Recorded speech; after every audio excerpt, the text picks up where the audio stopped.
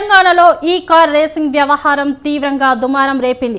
ACB అధికారులు ఈ కేసులో కేటీఆర్ను A1గా చేర్చారు. ఈ నేపథ్యంలోనే తనపై నమోదైన కేసును కొట్టివేయాలని కేటీఆర్ హైకోర్టును ఆశ్రయించారు. తనపై పెట్టిన కేసును కొట్టివేయాలని క్వాష్ పిటిషన్ వేశారు. ఈ వ్యవహారంపై కోర్టులో వాదోపవాదనలు జరిగాయి. దీంతో హైకోర్టు తీర్పు తీవ్రంగా ఉత్కంఠ రేపుతోంది.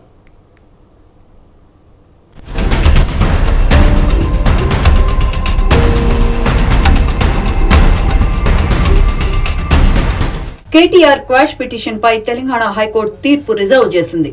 ఫార్ములా ఈ రేస్ వ్యవహారంపై ఏసీబీ నమోదు చేసిన కేసును కొట్టివేయాలంటూ మాజీ మంత్రి బీఆర్ఎస్ వర్కింగ్ ప్రెసిడెంట్ కేటీఆర్ దాఖలు చేశారు. ఈ క్వాష్ పిటిషన్ పై తీర్పును హైకోర్టు రిజర్వ్ చేసింది. పిటిషన్ పై వాదనల అనంతరం తీర్పును రిజర్వ్ చేస్తున్నట్లు ధర్మాసనం ప్రకటించింది. తీర్పు ఇచ్చే వరకు కేటీఆర్ ను అరెస్ట్ చేయవద్దంటూ ఇచ్చిన మధ్యంతర ఉత్తర్వులను హైకోర్టు పొడిగించింది.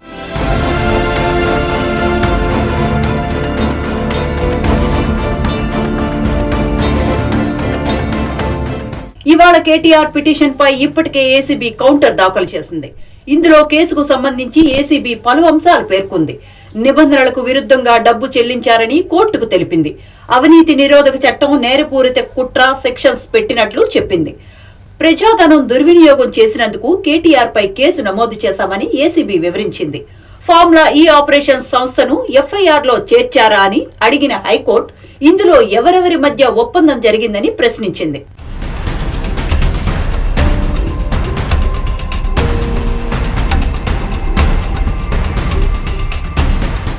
విదేశీ సంస్థకు పౌండ్ల రూపంలో 46 కోట్ల రూపాయలు చెల్లించారని ఏసీబీ కోర్టుకు తెలిపింది.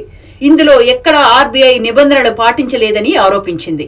హెచ్ఎండిఏ నుంచి 10 కోట్ల రూపాయలకు మించి చెల్లిస్తే ఆర్థిక శాఖ అనుమతి ఉండాలన్న ఏసీబీ ఎవరి అనుమతి లేకుండా 54 కోట్లు చెల్లించారని కౌంటర్లో పేర్కొంది.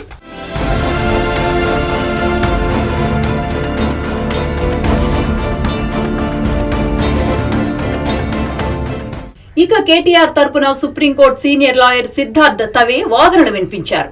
ఏసీబీ అధికారులు నమోదు చేసిన సెక్షన్లు ఎఫ్ఐఆర్ కు వర్తించవని వాదించారు. ఫార్ములా ఈ కార్ల రేసు నిర్వహణ ఒప్పందంపై పురపాలక శాఖ ముఖ్య కార్యదర్శి సంతకం చేశారని తెలిపారు. ఆ శాఖకు మంత్రిగా ఉన్న కేటీఆర్ ను ఎఫ్ఐఆర్ లో నిందితుడిగా చేర్చడం తగదని వాదించారు. కేటీఆర్ ఎక్కడా లబ్ధి పొందలేదని వాదించిన సీనియర్ లాయర్ సిద్ధార్థ్ తవే అవినీతి జరిగినట్లు ఎక్కడా ఆధారాలు చూపించలేదని తెలిపారు. దీంతో ఎఫ్ఐఆర్ కొట్టివేయాలని కోరారు.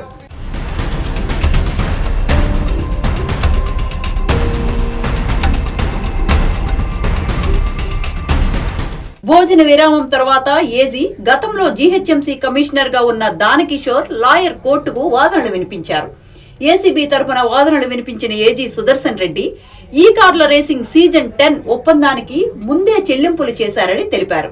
46 కోట్ల రూపాయలను బ్రిటన్ పౌండ్ల రూపంలో చెల్లించారని వివరించారు. ఈ క్రమంలో దర్యాప్తు ఏ దశలో ఉందని అడ్వకేట్ జనరల్ ను హైకోర్టు ప్రశ్నించింది. ఫిర్యాదుదారు దానకిషోర్ వాంగ్మూలం సేకరించినట్లు ఏజీ తెలిపారు.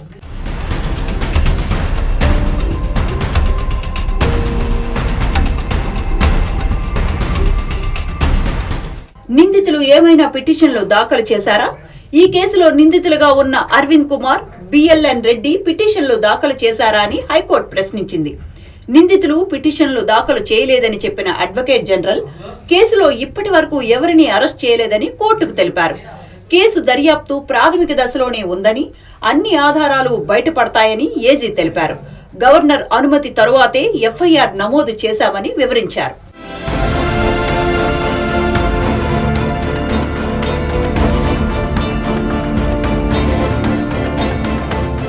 నిబంధనలకు విరుద్ధంగా డబ్బు చెల్లించారని ఏసీబీ కోర్టుకు తెలపగా ఏసీబీ అధికారులు నమోదు చేసిన సెక్షన్లు ఎఫ్ఐఆర్ కు వర్తించవని కేటీఆర్ తరపు లాయర్ వాదించారు.